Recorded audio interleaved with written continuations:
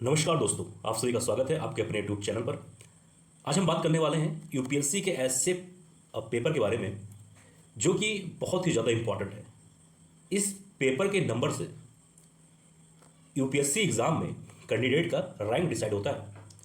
इस सिर्फ एक पेपर के वजह से कैंडिडेट का रैंक AIR 1 ऑल इंडिया 1 से लेकर ऑल इंडिया 100 तक भी हो सकता है, ऑल इंडिया 50 तक भी हो सकता है। मतलब ये जो पेपर है इतना इम्पॉर्टेंट है कि इस पेपर की वजह से आपका रैंक, आपका सिलेक्शन डिसाइड होता है। तो दोस्तों, आज हम बात करने वाले हैं यूपीएससी ऑप्शनल के बारे में। आज इस वीडियो में हम बात करेंगे कि आप अपना ऑप्शनल कैसे चूज करें यूपीएससी के लिए, क्योंकि ये एक ऐसा प्रॉब्लम है, ये एक ऐसा सवाल होता है यूपीएससी एस्पिरेंट के दिमाग में कि ये कई महीनों तक इनको यही डिसाइड करने में लग जाता है कि वो सही सब्जेक्ट क्या चूज़ करें ऑप्शनल के लिए, क्योंकि वो बहुत सारे वीडियोस देखते हैं यूपीएससी एस्पिरेंट, यूपीएससी टॉपर्स का, और इन्हीं यूपीएससी टॉपर्स के वीडियोस में वो हमेशा कंफ्यूज रहते हैं अपना यूपीएससी सब्जेक्ट को चुनने में। तो आज मैं इस वीडियो में कई सारे पॉइंट बात करने वाला हूं कि जिससे आप अपने यूपीएससी ऑप्शनल के सब्जेक्ट को चूज कर सकते हैं और आपको सब्जेक्ट को चूज करने में काफ़ी ज़्यादा आसानी होगी। तो आइए शुरू करते हैं इस वीडियो को। तो सबसे पहले हम बात करने वाले हैं क्लास 12। तो कई सारे एस्पिरेंट के दिमाग में ये सवाल होता है कि आप क्लास 12 का जो भी वो सब्जेक्ट ले रहे हैं या फिर जो भी उनका फील्ड है, या फिर आर्ट या कॉमर्स या फिर साइंस साइड, कोई भी सब्जेक्ट अगर वो ले रहे हैं तो क्या यूपीएससी ऑप्शनल में उसका फ़र्क पड़ेगा? तो यहाँ पे इसका जवाब जो है वो है नहीं, क्योंकि आप अपना क्लास 12 अच्छे से एंजॉय करिए, इससे कोई फ़र्क नहीं पड़ने वाला है। क्योंकि आपको जब आप यूपीएससी प्रिपरेशन स्टार्ट करेंगे तो आपको एनसीईआरटीज़ कुछ बेसिक बुक आपको पढ़ना ही पड़ेगा।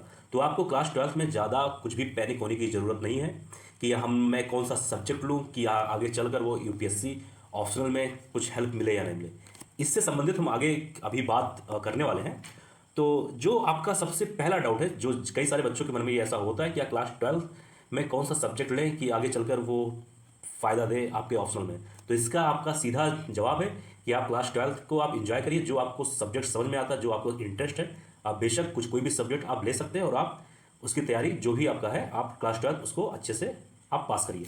इससे कोई मतलब नहीं है कि आपने क्लास 12 में कौन सा सब्जेक्ट लिया, इससे कोई इंटरेस्ट नहीं है, इससे कोई भी फर्क पड़ने वाला नहीं है। ओके, ये था सबसे पहला पॉइंट जो कि कई सारे बच्चों के मन में ये डाउट होता है। तो आई थिंक ये डाउट आप सभी के मन में एकदम क्लियर हो गया होगा कि क्लास 12 से कोई मतलब नहीं है, कोई फर्क नहीं पड़ता। अब हम बात करेंगे पॉइंट नंबर 2 के बारे में, जो है आपका इंटरेस्ट। सबसे इंपॉर्टेंट ये आपका टॉपिक है इंटरेस्ट, जिसमें हम बात करने वाले हैं कि इंटरेस्ट आखिर क्या, किस किस चीज़ों में बात किया जा रहा है। तो इंटरेस्ट में जो है सबसे पहला आपका जो पॉइंट आएगा वो है सब्जेक्ट। जब आप कभी भी ऑप्शनल सब्जेक्ट, कोई भी ऑप्शनल सब्जेक्ट जब भी चूज़ करें आप, तो सबसे पहले आप इस बात पे ध्यान दीजिए कि क्या आपका उस सब्जेक्ट में इंटरेस्ट है या नहीं। क्या आप उस सब्जेक्ट को 1 घंटे, 2 घंटे या 3 घंटे कभी दे सकते हैं या नहीं। या कभी अगर उस सब्जेक्ट को अगर आप पढ़ रहे हैं 1 घंटे, 2 घंटे, तो क्या आपको इंटरेस्ट आ रहा है या नहीं, आपको पढ़ने में उस सब्जेक्ट को क्या आपको मज़ा आ रहा है कि नहीं, आप उसको अपने साथ कनेक्ट कर पा रहे हैं कि नहीं, सबसे इंपॉर्टेंट बात होती है।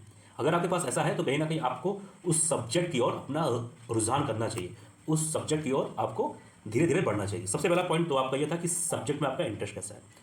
दूसरा पॉइंट आ जाता है आपका कि आपकी अंडरस्टैंडिंग कैसी है उस सब्जेक्ट की। देखिए, हो सकता है कि आपको उस सब्जेक्ट को पढ़ने में तो सही लग रहा हो, क्योंकि आप उसको आप पढ़ रहे हैं, आप उसको सब्जेक्ट को आप पढ़ रहे हैं, कोई दिक्कत नहीं है, आप ठीक ठाक आप पढ़ रहे हैं, ठीक है।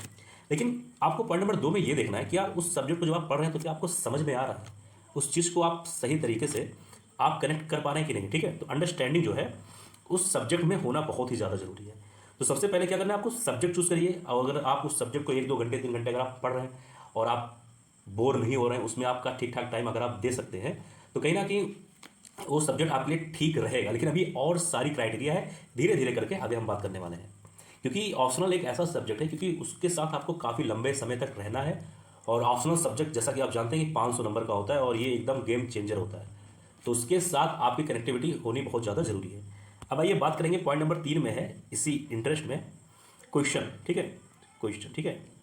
आप हमेशा प्रीवियस ईयर पेपर लीजिए, ठीक है, PYQ, उसको आप देखिए, उसके कुछ कोई भी क्वेश्चन को आप देखिए और क्वेश्चन को एक बार पढ़िए और समझिए क्या आपको वो क्वेश्चन समझ में आ रहा है? क्या आपको ऐसा लग रहा है कि अगर मैं कुछ मेहनत करूंगा, थोड़ा बहुत उसके बारे में अगर मैं पढ़ना शुरू करूंगा, तो क्या आपको लगता है कि ये क्वेश्चन आप कर सकते हैं? अगर आपको ऐसा लग रहा है तो कहीं ना कहीं आपको उस सब्जेक्ट की ओर बढ़ना चाहिए। ये था पॉइंट नंबर 2 आपका इंटरेस्ट के बारे में। अभी और कई सारे क्राइटेरिया हैं, ठीक है।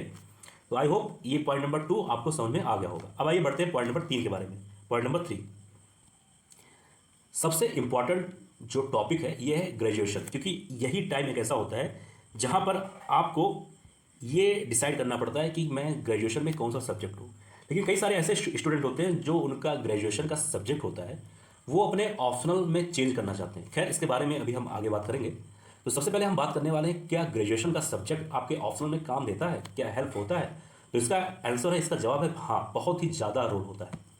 क्योंकि आपने मान लीजिए कोई भी ग्रेजुएशन में सब्जेक्ट लिया, मान लीजिए आपने लिया पॉलिटिकल साइंस, आपने लिया हिस्ट्री, आपने लिया ज्योग्राफी, आपने लिया मान लीजिए मैथ भी होता है, आपने सोशोलॉजी लिया, कोई भी सब्जेक्ट जो आपको सही लगता है, आपको पढ़ने में इंटरेस्ट है, चाहे पॉलिटिकल साइंस हो, हिस्ट्री हो, ज्योग्राफी हो, मैथ हो, या फिर आपका सोशोलॉजी हो, या फिर कोई भी साइंस का सब्जेक्ट, कोई भी जो आपको समझ में आता है, आपने वो सब्जेक्ट को ग्रेजुएशन में ले लिया, ये आपको अभी मानना है, ठीक है।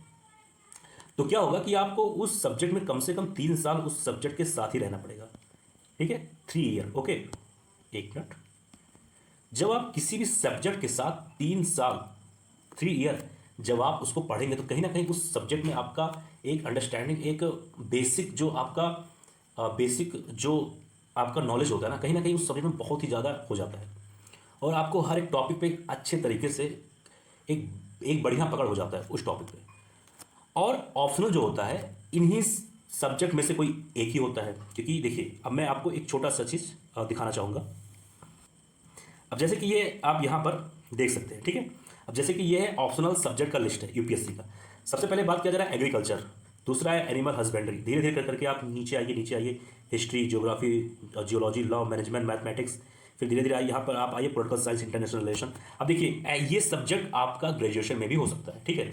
तो आप देख सकते हैं कि आपका जो भी ग्रेजुएशन में सब्जेक्ट है उसका ऑप्शनल कहीं ना कहीं आप सभी के बीच में, ये टोटल 25 सब्जेक्ट होते हैं आपके ग्रेजुएशन में। इसको आप ध्यान से देख लीजिए, इसका आप स्क्रीनशॉट भी ले सकते हैं, ठीक है। पहले इस चीज़ को आप अच्छे से देख लीजिए। अब आइए हम लोग बात करने वाले हैं, एक मिनट, हाँ। तो ये हो गया आपका ग्रेजुएशन। अब देखिए आपने ग्रेजुएशन में उस सब्जेक्ट के साथ 3 ईयर उस सब्जेक्ट के साथ रहे, ओके। तो कहीं ना कहीं आपको सब्जेक्ट का बेसिक अंडरस्टैंडिंग तो अच्छा हो चुका है। आपने 3 साल उस पेपर का आंसर राइटिंग भी किया, क्योंकि आपने जब आप एग्ज़ाम देंगे तो कहीं ना कहीं आपने आंसर राइटिंग उस पेपर के लिए किया है। कहीं ना कहीं आपको इस सब्जेक्ट का क्वेश्चन जो है वो समझ में आ रहा है। कहीं ना कहीं आप उस क्वेश्चन को एक सही तरीके से लिख सकते हैं, आपने पिछले 3 साल में वही किया है, ठीक है। तो कहीं ना कहीं अगर आपने ऑप्शनल यही सब्जेक्ट लिया, जैसे मान लीजिए चलिए हम मान लेते हैं कि आपका ग्रेजुएशन आपका था हिस्ट्री से, ठीक है, ओके। और हिस्ट्री में आपने पिछला 3 साल आपने हिस्ट्री को ही दिया, ओके। अब जब हिस्ट्री में आपने 3 साल दिया तो कहीं ना कहीं हिस्ट्री से रिलेटेड काफ़ी कॉन्सेप्ट आपका एकदम क्लियर है। आपकी हर वो चीज़ लगभग काफ़ी कुछ बेसिक चीज़ें आपकी अच्छे से तैयार है। आपने जब एग्ज़ाम दिया तो वो मान के चलिए आपका आंसर राइटिंग भी वहाँ पे ठीक ठाक से हो रहा है, आपको हर एक क्वेश्चन समझ में आ रहा है, ठीक है। तो इससे क्या होता है कि जब भी आप ऑप्शनल वो सब्जेक्ट लेंगे जो आपका ग्रेजुएशन में था, तो उससे कहीं ना कहीं 50% या उससे ज़्यादा का फ़र्क पड़ता है। ये सच है। अगर आपने सब्जेक्ट वो लिया जो आपका ग्रेजुएशन में था, तो इससे आपका 50% से या उससे ज़्यादा का फ़र्क पड़ जाता है। आपको ऑप्शनल के पेपर को तैयार करने में काफ़ी कुछ हेल्प मिल जाता है। अब हम बात करेंगे उन बच्चों का, उन स्टूडेंट का जो अपना ग्रेजुएशन का जो उनका सब्जेक्ट था उसको चेंज करना चाहते हैं। तो कोई बात नहीं, आप चेंज कर सकते हैं। हो सकता है स्टार्टिंग में थोड़ा 1-2 महीने, 10-15 दिन आपको प्रॉब्लम हो सकता है, ज़्यादा नहीं, मैक्सिमम टू मैक्सिमम 1 मंथ थोड़ा बहुत प्रॉब्लम हो सकता है, लेकिन ऐसा कोई बहुत होने वाला नहीं है, थोड़ा बहुत प्रॉब्लम होगा। अब चलिए हम मान लेते हैं कोई बच्चा, कोई स्टूडेंट, कोई एस्पिरेंट जो है वो साइंस साइड का था, ठीक है, या फिर वो मेडिकल का ही है मान लीजिए, ओके। अब वो लेना चाहता है पॉलिटिकल साइंस या फिर कोई भी सब्जेक्ट जो उसको सही लग रहा है। तो उसको सबसे पहले उसमें क्या देखना चाहिए? उसमें देखना चाहिए कि उसका इंटरेस्ट है या नहीं। उसको उस सब्जेक्ट के कुछ चीज़ों को उसको पढ़ना चाहिए, जैसे कुछ बेसिक बुक्स हो गए उसको पढ़ना चाहिए, जैसे एनसीईआरटीज़ हो गया। उसको प्रीवियस ईयर पेपर के क्वेश्चन को सॉल्व करना चाहिए, जैसे कि मैंने इस वीडियो में अभी कुछ देर पहले आप सभी को मैंने बताया है। तो ऐसा करने से आपको ये देखना है कि आपको उस सब्जेक्ट में समझ कैसी है, कि आपको उस सब्जेक्ट को पढ़ने में आपको समझ में आता है, आप उसके प्रीवियस ईयर पेपर को अगर देखते हैं तो कहीं ना कहीं आपको ऐसा लगता है कि अगर मैं कुछ पढ़ लूँ तो ये कहीं ना कहीं हो जाएगा। ऐसी छोटी छोटी चीज़ों का ध्यान रखना है। अभी हम आगे चल के इसके बारे में सारा और डिटेल से बात करने वाले हैं, तो आपको घबराना नहीं है। अब आइए हम बात करने वाले हैं अब प्रीवियस ईयर पेपर के बारे में। अब देखिए, यूपीएससी में हमेशा प्रीवियस ईयर पेपर बहुत ही ज़्यादा इंपॉर्टेंट होता है, चाहे वो ऑप्शनल का हो या फिर मेंस का, जीएस का कोई भी पेपर, या फिर आपका प्रीलिम्स ही क्यों ना हो, प्रीवियस ईयर पेपर बहुत ही ज़्यादा इंपॉर्टेंट होता है। तो आइए इसमें देखते हैं कि ऑप्शनल में ये कैसे इंपॉर्टेंट है। तो देखिए, आपको क्या करना है कि कम से कम अगर आपको कोई भी ऑप्शनल सब्जेक्ट चूज करना है तो कम से कम इसके पिछले 5 साल का पेपर, जैसे मान लीजिए आपको 2024 में कोई ऑप्शनल चूज करना है तो इसके पिछले साल मतलब 2023 टू 23 और 2022 2022 का, 2021 का, 2020 का, 2019 तक, मतलब 5 से 6 सालों का आपके पास प्रीवियस ईयर पेपर होना ही चाहिए। ठीक है, आप उस प्रीवियस ईयर पेपर को देखिए, हर एक क्वेश्चन को, और उस प्रीवियस ईयर पेपर को, हर एक क्वेश्चन को आप पढ़िए और समझिए। आपको ऐसा अगर लग रहा है कि आपको कुछ इसको पढ़ने की ज़रूरत है, जैसे अगर आपने कोई भी क्वेश्चन पढ़ा और आपको ऐसा लगता है कि मैं इस क्वेश्चन को लगभग समझ चुका हूँ, अगर मैं इसके बारे में थोड़ी सी अगर मैं रिसर्च करूँगा, थोड़ा सा अगर मैं इसके बारे में कुछ बेसिक चीज़ें पढ़ूंगा तो कहीं ना कहीं मैं इस सब्जेक्ट को सही तरीके से समझ सकता हूँ आने वाले 1-2 महीने बाद। ठीक है, आपको ये चीज़ करना है। आपको हमेशा प्रीवियस ईयर पेपर पे ध्यान देना है।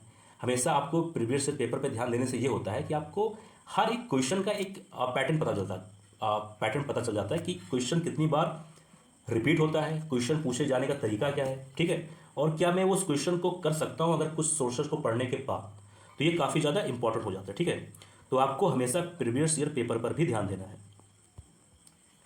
ये चीज़ है, आपको प्रीवियस ईयर पेपर से हर एक कॉन्सेप्ट क्लियर हो जाता है कि क्वेश्चन कैसे पूछे जाते हैं। नंबर 1, क्वेश्चन कैसे पूछे जाते हैं, 1 मिनट। ओके, पॉइंट नंबर 2, क्या क्वेश्चन रिपीट होता है या नहीं, ये सब बहुत ज़्यादा जरूरी होता है। पॉइंट नंबर 3, अब बात करेंगे पॉइंट नंबर 3 में। इस पॉइंट नंबर 3 में कि क्या आप जब भी हमेशा प्रीवियस ईयर पेपर जब आप देखते हैं तो क्या उसको आप एक फ्रेम में, जब भी आप आंसर लिखने की कोशिश करते हैं कि आपका एक सही फ्रेम में उस क्वेश्चन को आप लिख सकते हैं या नहीं, ये भी कहीं ना कहीं काफ़ी इंपॉर्टेंट हो जाता है। अब बात करेंगे नेक्स्ट पॉइंट पे, जो है आपका एनसीईआरटी बेसिक। जब भी आप अपना ऑप्शनल सब्जेक्ट चूज़ करें उससे पहले अगर मान लीजिए किसी भी सब्जेक्ट को चूज़ करने में काफ़ी ज़्यादा परेशानी हो रही है, तो सबसे पहले क्या करना है कि आपको 4 से 5 सब्जेक्ट का आपको एनसीईआरटी की कुछ बेसिक बुक को आपको पढ़ना बहुत ज़्यादा ज़रूरी है। जैसे एक नोट किए, ये सबसे पहले क्या करना है आपको, जैसे मान लीजिए आप हिस्ट्री की बुक पढ़ सकते हैं, दूसरा ज्योग्राफी की बुक पढ़ सकते हैं, तीसरा आपके पास है पॉलिटिकल साइंस की बुक को आप पढ़ सकते हैं। ऐसे कुछ और बेसिक बुक हैं जो आप उस बेसिक बुक को आप पढ़ के ये देख सकते हैं क्या उसका एक लॉन्ग टर्म में, एक काफ़ी लंबे समय तक जब आप ऑप्शनल के सब्जेक्ट को जब आप पढ़ेंगे तो क्या आपका इंटरेस्ट उसमें बन सकता है या नहीं। सबसे सबसे इंपॉर्टेंट बात यह है। तो आपको कभी भी ऑप्शनल चूज़ करने से पहले आपको कुछ बेसिक बुक को आपको पढ़ने की बहुत ज़्यादा ज़रूरी है। एनसीईआरटी के जो बुक होता है, इससे क्या होता है कि आपका बेसिक कोई भी कॉन्सेप्ट होता है वो एकदम क्लियर हो जाता है। तो इससे आप अपना यूपीएससी ऑप्शनल का सब्जेक्ट इससे भी चूज़ कर सकते हैं कि अगर आपको कोई भी सब्जेक्ट को पढ़ने में अगर आपका इंटरेस्ट है, अगर आप उसको सही टाइम दे सकते हैं, एक अच्छा वक्त दे सकते हैं उस सब्जेक्ट में, तो आप उस सब्जेक्ट को अपना ऑप्शनल सब्जेक्ट के तौर पे चूज़ कर सकते हैं। अब बात करेंगे नेक्स्ट पॉइंट पर। यहाँ पर बात किया जा रहा है कि सब्जेक्ट लिस्ट फिल्टर की, जैसे कि मैंने अभी आपको कुछ देर पहले एक पूरा लिस्ट दिखाया था कि लगभग 25 सब्जेक्ट होते हैं यूपीएससी ऑप्शनल में, उसमें से आप किसी भी सब्जेक्ट को आप चूज़ कर सकते हैं। तो आपको क्या करना है कि मान लीजिए ये आपके सामने सारे 25 सब्जेक्ट ऐसे दिए हुए हैं। ठीक है, तो सबसे पहले क्या करना है, आपको ये देखना है कि आपका इंटरेस्ट किस फील्ड में है। इंटरेस्ट, चलिए मैं आपको लाइव दिखा देता हूँ। जैसे कि ये आपके सामने इस समय है। अब यहाँ पर आपके सामने लगभग 25 सब्जेक्ट हैं। ठीक है, अब आपको ये देखना है कि इसमें से देखिए कम से कम 10 से 12 सब्जेक्ट ऐसे होंगे कि आपको उसमें ज़रा सा भी इंटरेस्ट नहीं होगा। अब जैसे कि ये मान लीजिए कि अगर कोई भी स्टूडेंट होगा, अगर उसका ग्रेजुएशन अगर आर्ट्स सब्जेक्ट से है तो वो साइंस का सब्जेक्ट तो नहीं ही लेगा, तो कहीं ना कहीं 10 से 12 सब्जेक्ट तो उसका हुआ वैसे ही गायब हो गया। जैसे कि 4 है बॉटनी, 5 है केमिस्ट्री, 6 है सिविल इंजीनियरिंग, ठीक है, 7 हो गया, और ऐसे करके आप आ सकते हैं यहाँ पर। ये हो गया 15 हो गया आपका मैथमेटिक्स, 16 हो गए। ऐसे आपको क्या करना है कि आपको सारे सब्जेक्ट को आपको फिल्टर करना है। जैसे ये है आपका 25 सब्जेक्ट, इसमें से आपको चूज़ करना है लगभग 10 सब्जेक्ट। फिर इन्हीं 10 सब्जेक्ट में से आपको ये चूज़ करना है कि आप किस सब्जेक्ट को पढ़ने में इंटरेस्टेड है, आप किस सब्जेक्ट को एक अच्छा वक्त दे सकते हैं, सही समय लगभग कितना उस समय उस सब्जेक्ट को दे सकते हैं, उस तरीके से आपको चूज़ करना है। अगर आप ऐसे चूज़ करेंगे तब जाके आपको सही ऑप्शनल चूज़ कर सकते हैं यूपीएससी मेंस के लिए। तो आपको सब्जेक्ट का फिल्टर करना बहुत ही ज़्यादा ज़रूरी है। तो आपको बस वही करना है कि आपको पहले इन 25 सब्जेक्ट में देखना है कि आपको किस फील्ड में कौन सा सब्जेक्ट आपको लेना है, ठीक है। उसमें से आप 10 सब्जेक्ट को ऐसे चूज़ करिए। फिर उसमें से आपको ये चूज़ करना है कि किस सब्जेक्ट में आपको इंटरेस्ट है और किस सब्जेक्ट को आप सही टाइम दे सकते हैं, ज़्यादा वक्त दे सकते हैं, और कौन से सब्जेक्ट में आपको ज़्यादा समझ में आता है। ऐसे करके आपको सब्जेक्ट को फिल्टर करना है। अब हम बात करेंगे नेक्स्ट टॉपिक पे, वो है आपका टॉपर्स वीडियो। जब आप ये सारा काम जब आप कर लें उसके बाद क्या करना है आपको कि आपको टॉपर्स का वीडियो देखना। जैसे कि मान लीजिए आपने अपना सब्जेक्ट चूज़ किया हिस्ट्री, तो आपको क्या करना है, आपको यूट्यूब पे कई सारे ऐसे वीडियोस मिल जाएंगे जो हिस्ट्री जिनका ऑप्शनल था यूपीएससी में, उन उन टॉपर्स का आपको वीडियो देखना है और आपको ये समझना है कि वो अपना सोर्स कहाँ कहाँ से ले रहे थे, वो अपना ऑप्शनल की तैयारी किस तरीके से कर रहे थे, उन्होंने सबसे पहले क्या क्या किया। तो आपको ये पहले आपको सारे कन्फ्यूजन को दूर करने के बाद आपको यूट्यूब पे आना है और अपने सब्जेक्ट से रिलेटेड जितने भी टॉपर्स के वीडियो हैं उन सभी को देखना है, और सभी के वीडियोस में कुछ पॉइंट आपको कॉमन करना है कि उन्होंने अपना सोर्स कहाँ कहाँ से लिया और उन्होंने यूपीएससी के प्रिपरेशन के दौरान अपने ऑप्शनल को बेस्ट करने के लिए क्या क्या किया। तो ये काफ़ी ज़्यादा इंपॉर्टेंट हो जाता है। ओके, अब हम बात करेंगे पॉइंट नंबर नेक्स्ट के बारे में। इसमें है कि बात किया जा रहा है टॉपर्स फ्रेंड और प्रीवियस। आइए एक एक करके इसके बारे में हम बात करते हैं। सबसे पहले हमें बात करना है टॉपर्स के बारे में। इसमें यह कहा गया है कि आपको ये नहीं देखना है कि कौन से ईयर में कौन से सब्जेक्ट कौन सा ऑप्शनल का यूपीएससी टॉपर है, क्योंकि ज़्यादातर बच्चे क्या करते हैं कि उनको ये लगता है कि अगर 1-2 साल से अगर किसी भी सब्जेक्ट का स्टूडेंट अगर वो यूपीएससी में टॉप कर रहा है तो उसको लगता है कि वही सब्जेक्ट काफ़ी इंपॉर्टेंट है, जो कि ऐसा नहीं है। आपको हमेशा दूसरों को देख के अपना ऑप्शनल का सब्जेक्ट नहीं चूज़ करना है।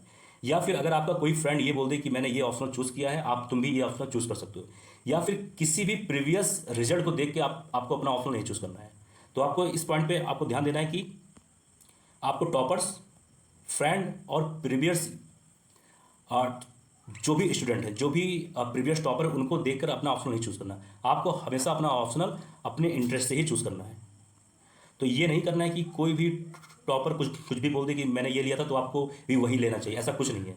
हमेशा यूपीएससी में हर एक सब्जेक्ट का अपना अपना, हर एक साल में अपना अपना टॉपर हुआ है। तो कोई भी सब्जेक्ट जरा सा भी ये मैटर नहीं करता है कि कौन सा स्टूडेंट अगले सब्जेक्ट में टॉपर होगा, आपको खुद डिसाइड करना है। तो दोस्तों यह था आज का हमारा वीडियो। आई होप आप सभी को यह वीडियो बहुत ही पसंद आया होगा। इस वीडियो को अपने दोस्तों के साथ आप ज़्यादा से ज़्यादा इस वीडियो को आप शेयर करिए, हमारे चैनल को सब्सक्राइब करिए। मिलते हैं आपसे किसी और वीडियो में। जय हिंद, जय भारत।